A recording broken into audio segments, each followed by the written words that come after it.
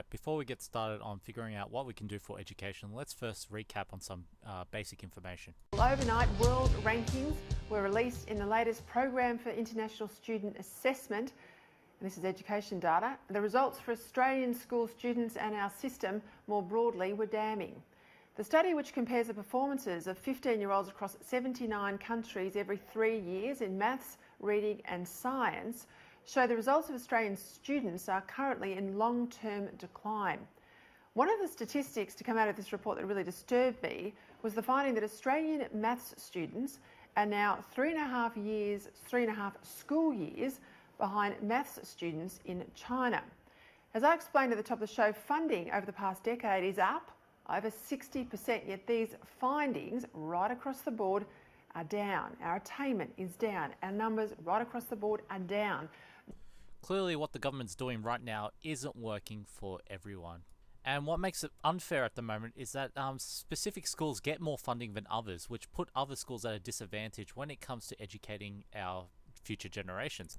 Please ask your teacher to elaborate more about how independent schools get more funding than public schools or even Catholic schools, and you'll be surprised at how messed up the system really is. And unfortunately, and I wrote about this over 15 years ago, nothing's improved. And the real problem, I think, and I've written about this in The Australian, I can be here in another 3 or 4 years, and if nothing's changed, the problem will only be worse than what it is today. There are other things that are happening as well. I mean, if you look at industry and commerce, they're always complaining about students going into the workforce when they're a bit older and not having the literacy and numeracy skills. So it's a real issue, a real problem. Unfortunately, it's just not a few people, but it's actually our whole entire country. You could see that the average level of productivity in our country has gone down compared to other years. Education alone cost us $36.4 billion last year. So it's important we get these educational steps right in order to improve our economy as a whole and improve the living standards of everyone involved in Australia. Now I get it. Not everyone has the motivation to learn. In fact, neither did I when I was a student myself. So that will be the first key problem we need to solve: motivation. Secondly, it's just not cool to learn.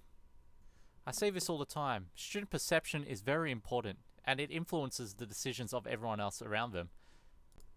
Teenagers are impressionable, and it's very important for them to feel like they belong with a certain group. So if it's not cool to learn, then no one's going to do it. So if everyone is interested in a subject or everyone wants to participate in it, then there's generally a better environment and better learning outcomes occur within the classroom. I want you to think back during your whole career of school and think of what subjects were your favorites. Why were they so good? And why were some so bad? You might realize that your peers had a major influence in this decision. They set the environment, the tone of the subject, which ultimately determined how well you did in a subject. And lastly, as a teacher, I've seen a billion excuses of why work isn't done or why they aren't participating or trying. In fact, teachers get homework themselves, and when I do point this out, you guys always say, yeah, but you get paid to do this. And it's true, you know, I do get paid to do this work, but it's not the major motivator behind why people become teachers.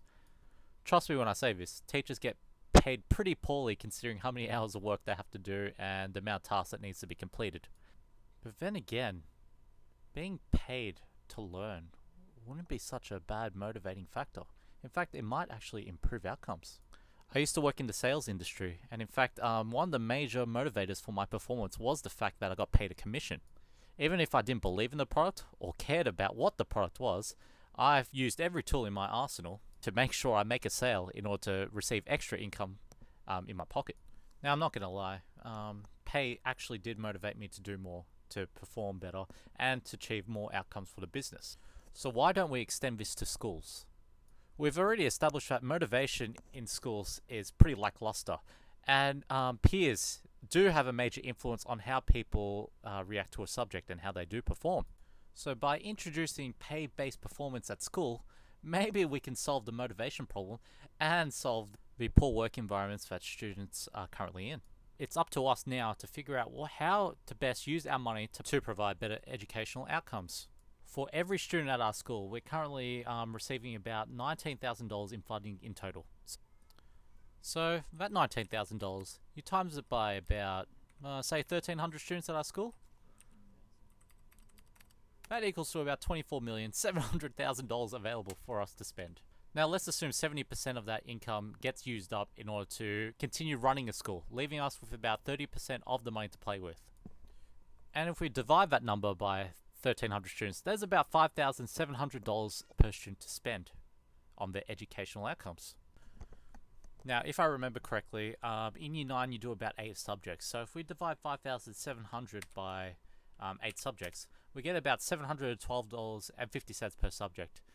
Now, if each subject has 3 benchmarks every term, you times it by 4, that equals to about 12. So if we divide that by 12, that's almost $60 per assessment task. Now imagine if we just decide to set, like, say, if you got 80% on an outcome, you would receive that $60. Now, would this money actually improve your levels of motivation? Do you think it'll make you more socially acceptable by your peers if you all strive to do really well? Do you think your overall output, your ability to learn, and your ability to apply your knowledge will significantly improve knowing that there's a monetary reward behind it? Now, I've tried to do some research about performance-based pay for students, and there seems to be no information about it. So clearly, what I'm thinking here is pretty new, experimental, and never has been tested before.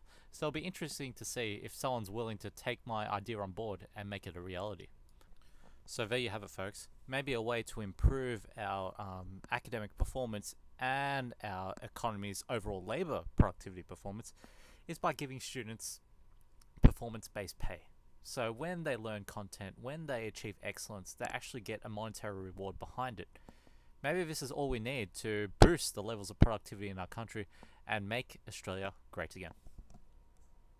So there you have it, folks. There's one very tamed economic policy that you could implement to possibly make Australia great again. I do have some crazy ones out there, quite wild, quite adventurous. For example, I have a way to solve welfare payment problems, dole bludgers, renewable energy, and the healthcare system all in one package. I call it the Sweatshop 2.0. Now, if you're interested to hear about what this policy is about and why it's so controversial, I'll need to have at least 50 likes on this video. If I see there's enough responses, then I'll definitely make that video for the class.